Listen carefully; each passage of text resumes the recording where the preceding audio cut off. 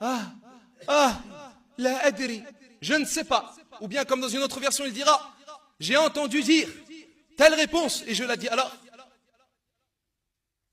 Puis on lui dira, ma dinouk, quelle est ta religion? Mais cet homme ne connaissait pas la religion de l'islam, où il se moquait de la religion de l'islam, où il refusait d'être musulman et de se soumettre à Allah. Il dira, ah, la adri, man alladhi ursila ilayk, quel est l'homme qui a été envoyé à toi? Mais cet homme se moquait du prophète Mohammed alayhi salatu wassalam, refusait de suivre la sunna, se moquait de sa sunna et de ses ordres et de ses hadiths. Il dira, la adri, je ne sais pas.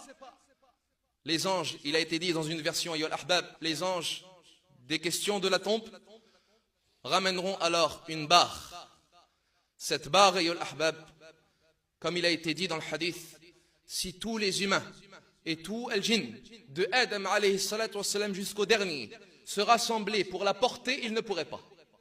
Ils frapperont cet homme avec cette barre, il criera alors d'un cri, tous les hommes et toutes les créatures al-makhlouqat l'entendront.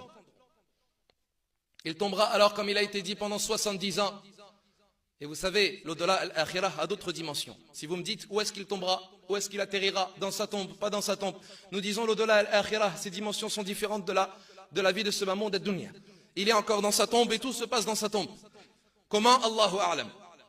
Il se trouve dans sa tombe alors, et à ce moment-là, ya al-ahbab, on lui dit alors, an kadhaba abdi, mon serviteur a traité de mensonge, mon serviteur a menti, afrishuhu bin nar, wa albisuhu bin nar, waftahu lahu baban ila nar, habillez-le d'enfer, de feu de l'enfer, et installez-le dans du feu de l'enfer, et ouvrez-lui une fenêtre ou une porte vers l'enfer nar, mais avant cela, on lui ouvrira une porte vers le paradis al-jannah, et on lui dira alors, regarde ta place au paradis, si tu avais obéi à Allah, si tu avais redouté Allah, si tu avais craint Allah, regarde ce qui t'aurait attendu.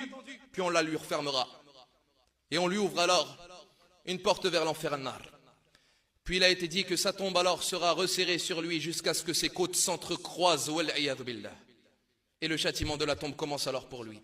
Ayyuhal ahbab, nous tirons ces leçons de cet événement, ayyuhal ahbab, wa ayyuhal ikhwatul kiram, en appliquant le hadith du messager d'Allah sallallahu alayhi wa sallam qui nous dit akfiru min dhikri hadimil ladhat, multipliez le rappel du destructeur de jouissance, et les compagnons lui dirent wa ma hadimul ladhat ya Rasulallah, et qu'est-ce que le destructeur de jouissance ya Rasulallah? Il dit al-maut, la mort.